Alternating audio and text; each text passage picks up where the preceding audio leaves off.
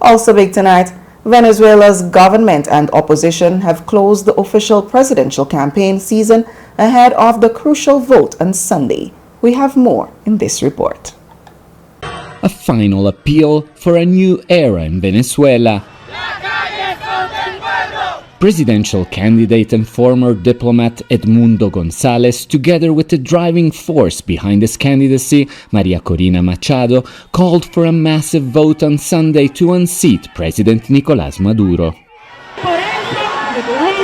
That's why we need everyone to get active very early in the morning. I ask you a question. Who defends your vote? You! Their last event in the capital Caracas came at the end of a tumultuous campaign that rallied the most significant voter mobilization since the late President Hugo Chavez. The opposition and international observers say the government has tried to derail the campaign using irregular tactics. Maduro's government barred Machado from running, denied 4.5 million Venezuelans living abroad from registering to vote, and excluded opposition candidates from appearing on television. Leftist governments like Colombia and Brazil withdrew their delegations meant to observe the elections, saying Maduro's government was not respecting the democratic process. The US government insisted on the need for competitive and inclusive elections. We support the peaceful elections that we expect and hope will come on Sunday.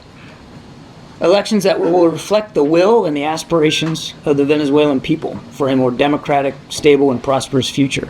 Any political repression and violence is unacceptable.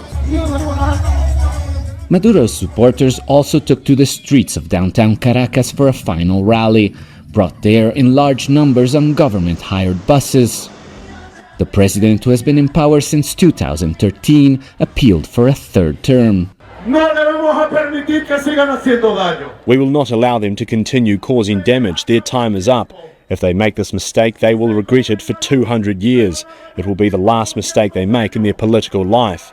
There will be an iron hand and justice against the fascists and rioters. Maduro says Venezuela has the world's most transparent electoral system, but has warned the country risks a bloodbath if the opposition wins. Recently, the government has curbed the country's sky-high inflation, but enduring sanctions has slashed its oil income and the economy remains in crisis. More than 7 million Venezuelans have fled the country's economic collapse in past years, and many more are considering doing the same, depending on Sunday's results. The number of confirmed cases of dengue fever in Trinidad and Tobago has risen to 509. Health Minister Taras Dialsing, in updating on the increase in laboratory-confirmed cases at a press conference on Friday, noted that the number of fatalities from the virus remains at 5. More than 100 property owners have so far been served with notices to clean up their surroundings, given that overgrown areas are prime mosquito breeding grounds. The dengue problem isn't only a local challenge, as there is currently a 300% increase in dengue fever globally, with 129 countries grappling with increased cases of the illness spread by the Aedes aegypti mosquito. Dialsing said climate change, increased rainfall, and other factors have contributed to the explosion in dengue cases.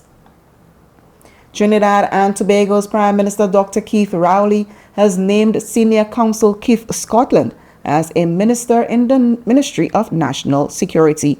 It comes amid calls for the removal of National Security Minister Fitzgerald Hines as the Twin Island Republic experiences a significant spike in criminal activities.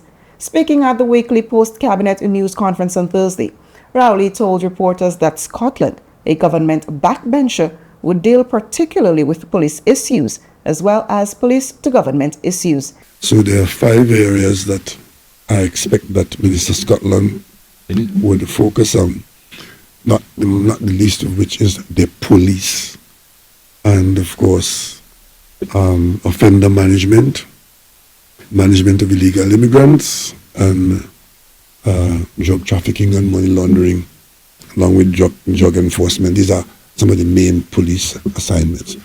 He says the vacation leave of some officers may have to be shortened because of specific issues in the police service that require their expertise and presence. A federal control board overseeing Puerto Rico's finances filed a lawsuit on Friday challenging amendments to the island's net metering law, which compensates solar-equipped households for their contributions to the grid, triggering a backlash. The lawsuit filed against Governor Pedro Pedrosi aims to protect the independence of the Puerto Rico Energy Bureau so it can continue to operate free from political influence, the board said. The board said that it is not seeking to end net metering as alleged, nor impose changes to the net metering program. It noted that if it wins the lawsuit, there would be no changes to the island's current rooftop solar program. A spokeswoman for Pelosi said he was analyzing the lawsuit and would soon respond to it.